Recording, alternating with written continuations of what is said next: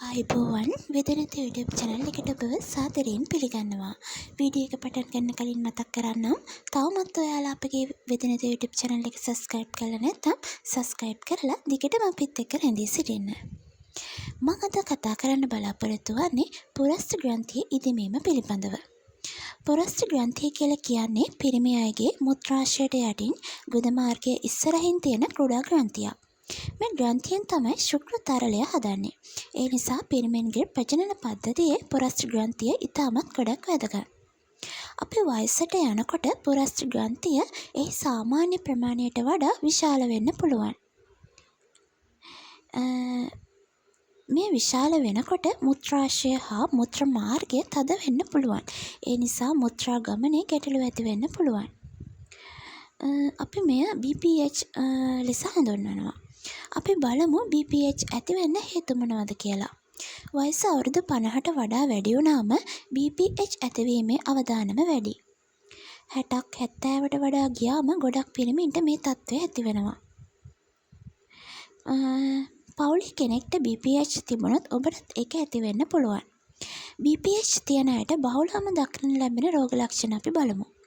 මුත්‍රා පිට වෙන්න ගොඩක් වෙලා ගන්නවා. ඒ වගේම තමයි බලෙන් තල්ලු කරනවා වගේ හැඟීමක් ඇති වෙනවා. ඒ වගේම මුත්‍රා ගලා යන්නේ ඉතාමත් හිමින්. මුත්‍රා කිරීම අවසන් වුවත් තවමත් මුත්‍රා යනවා වගේ අපිට දැනෙනවා.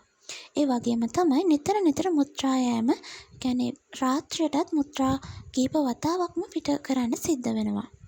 ඒ වගේම මුත්‍රා කළාට පස්සේ තවමත් මුත්‍රා තියෙනවා වගේ හැඟීමක් දැනෙන්න පුළුවන්. ඒ වගේම හදිසියෙම මුත්‍රා යන්න ඕන වෙනවා වගේම ඉවසන්න බැරි තරමටම මේ දේ සිද්ධ වෙන්න පුළුවන්. රෝග ලක්ෂණ තියෙනවා නම් BPH කියලා තහවුරු කරගෙන ඔබගේ වෛද්‍යවරයා හමු වීම තමයි ඉතාමත් වැදගත් වෙන්නේ. මේක පරීක්ෂා කරන්නේ ජිඩිටල් රෙක්ටල් පරීක්ෂාව මගින්. ගුද මාර්ගයෙන් ඇඟිල්ලක් දාලා පුරස්ත ග්‍රන්ථියේ ප්‍රමාණය හැඩය එහි ඝනකම බලනවා. ඒ වගේම තමයි PSA බ්ලඩ් ටෙස්ට් එකනොත් අපිට මේක පරීක්ෂා කරගන්න පුළුවන්. මේ රුධිර පරීක්ෂාව තුළින් PSA කියලා කියන්නේ පුරස්ත ග්‍රන්ථියේ නිපද වෙන ප්‍රෝටීනයක්. BPH ඒ වගේම පිළිකා හෝ ග්‍රන්ථියේ ආසාදන එක PSA මට්ටම ඉහළ යන්න පුළුවන්.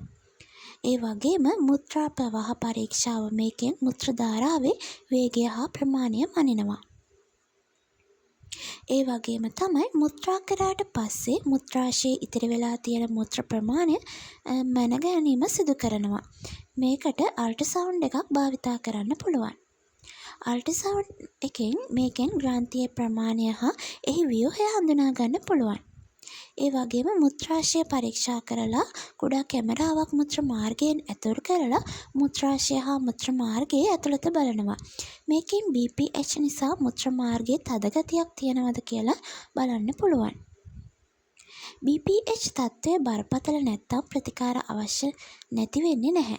ඒත් රෝග ලක්ෂණ අනුව මේකට ප්‍රතිකාර කරන්න සිද්ධ වෙනවා. බෙහෙත් වලින් මුත්‍ර මාර්ගයේ මාංශපේශි ලිහිල් කරලා මුත්‍රා කරන එක ලේසි කරනවා. රෝග ලක්ෂණ බරපතල නම් ශල්‍ය කර්මයකට අපට යන්න සිද්ධ වෙනවා. BPH වල රෝග ලක්ෂණ තවත් රෝග ලක්ෂණ ගණනාවකටත් පොදුයි. මේ නිසා රෝග ලක්ෂණ තිබුණොත් වෛද්‍යවරයෙකු හමු වෙන්න ඕනේ.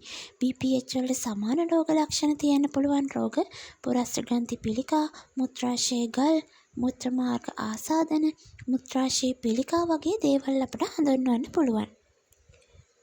මේ පුරස්ත ග්‍රන්ථියේ ඉදිමීම කියලා කියන්නේ පිළිකාවක් නෙවෙයි. මේක පිළිකාවක් ඇති වෙනවා කියලා සාක්ෂි නැහැ.